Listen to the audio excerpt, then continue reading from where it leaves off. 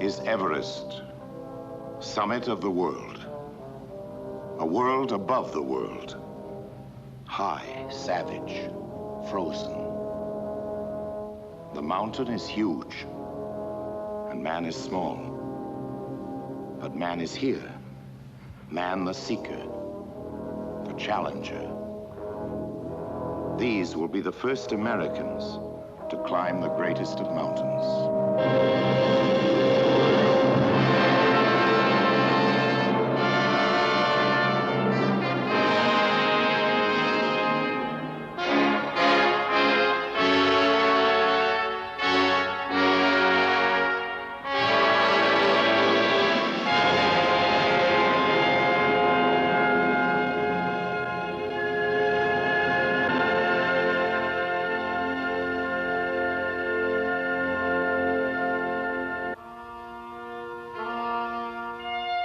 The trail to Everest is long. It begins on the other side of the world, on Mount Rainier, in the state of Washington, where the men of the first American Mount Everest expedition, under the leadership of Norman Durenforth, undergo a period of training and testing. They range in age from the middle 20s to the middle 40s. They come from all parts of our country. In their low-level lives, they're business and professional men from many fields, of many interests. But they're also among the top mountaineers of the United States. And here, out of many individuals, there emerges a team. The training continues for strength and endurance. And, well, more strength. While an oxygen mask, soon to be the difference between life and death, becomes the latest in beachwear. More than 2 years have been spent in preparation, assembling the team, assembling the food, clothing, shelter, and climbing gear that the expedition will need on the mountain.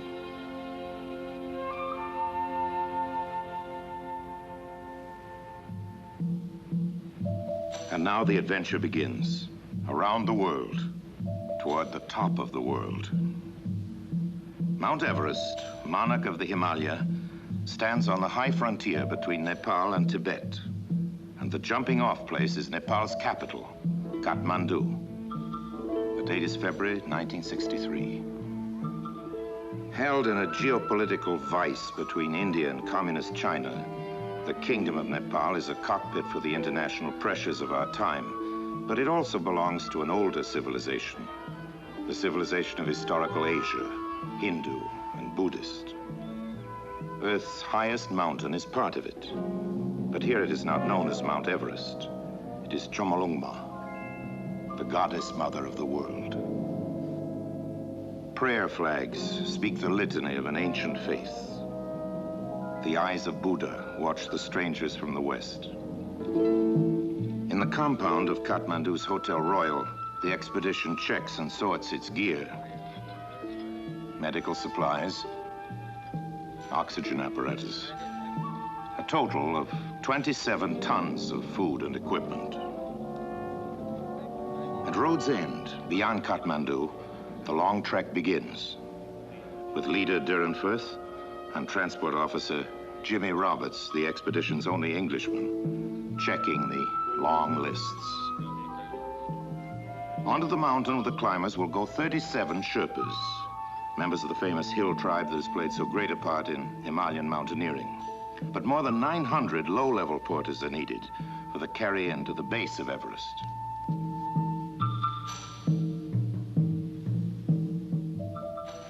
The distance to be covered is about 180 miles. For most of it, the route runs due east. Then, reaching the home country of the Sherpa people, the area of Solukhumbu, it turns north toward Everest. From Kathmandu to the heart of Solukhumbu will take the marches, 16 days. To the north looms the high Himalaya, roof of the world. But Everest itself will not appear until its challengers are close beneath it.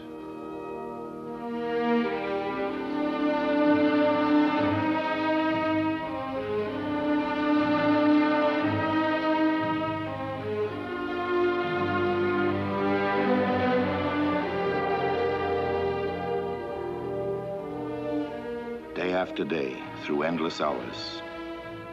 There are many miles between the head and the tail of the column, and the weight of the loads averages 65 pounds.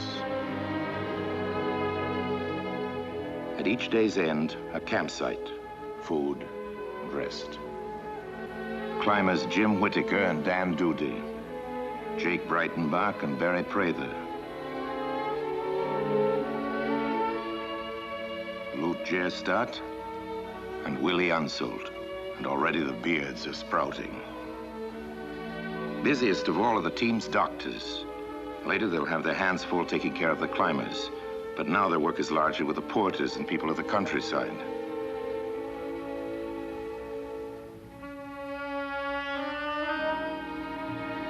Up and down and up goes the caravan.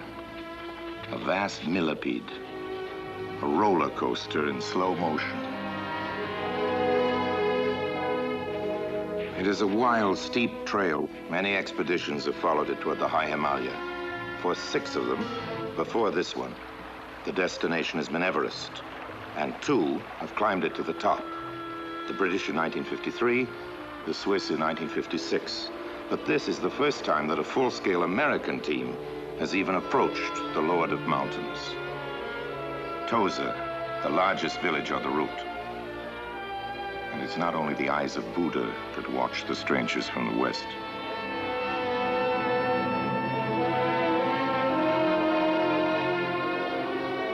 In every valley there is a rushing stream.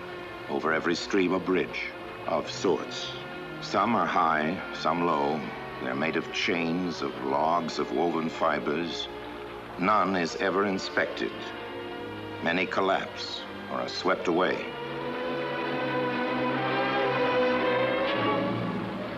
Hundreds of porters have already crossed. And then, suddenly,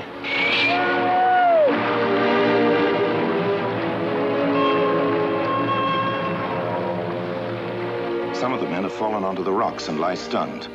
Others, weighted down by their loads, struggle in the torrent, and none can swim.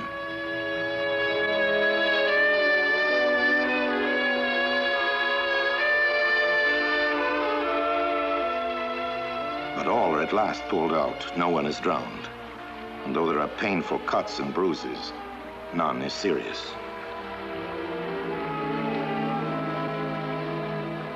Even here, the expedition has been lucky.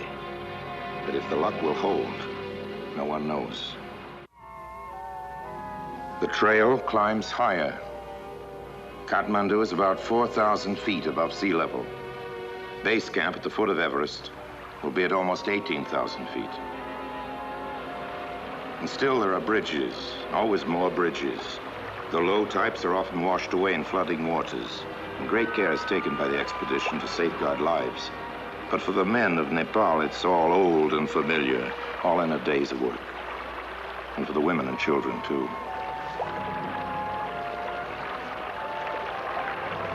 And the caravan passes through Sherpa villages, a Buddhist world of shrines and prayer trees.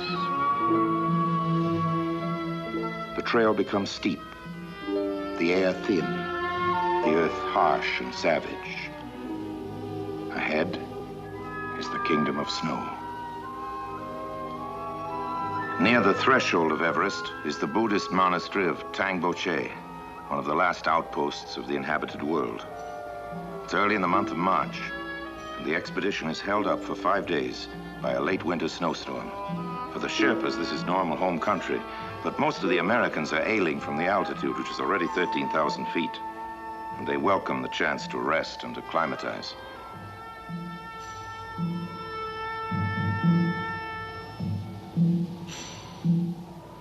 The mountain world is close, now looming in dawn light under the moon.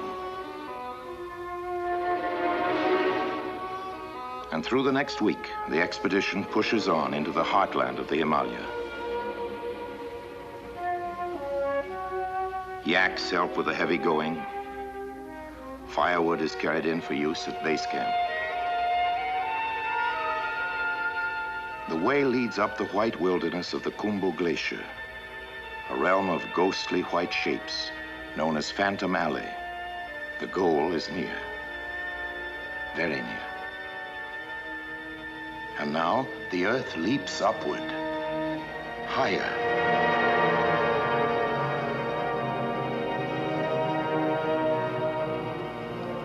Higher.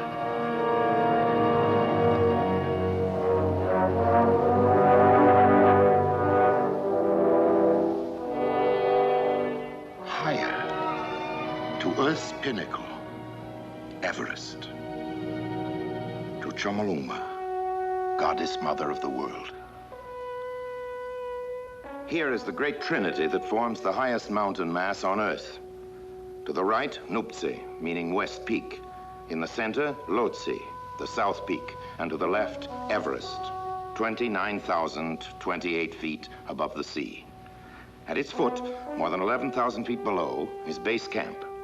From here, a route must first be forged up the Khumbu Icefall, a wild labyrinth of ice squeezed between the shoulders of Everest and Nuptse. Camp 1 will, hopefully, be placed at the top of the icefall. Camp 2, the advanced base, up the glaciated valley above it, called the Western Khum. Base camp is established at the foot of the icefall in March at 17,800 feet. For 2 months to come, this will be the world's highest community, with dozens of tents, a well-built kitchen, a sort of Khumbu Plaza on the rock-strewn glacier. A dangerous world waits above, hurling avalanches down in white fury.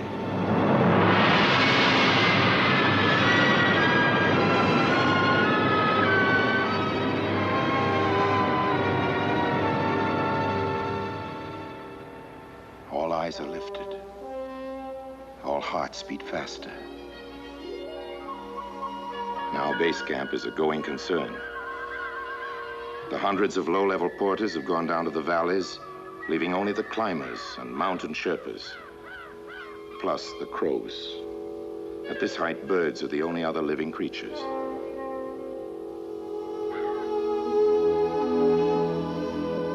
Mount Everest supermarket and the mess tent. This is the place not only for chow, but for planning the campaign ahead. And the master plan is that Everest will be attacked by 2 separate routes. One will be the route followed by previous expeditions.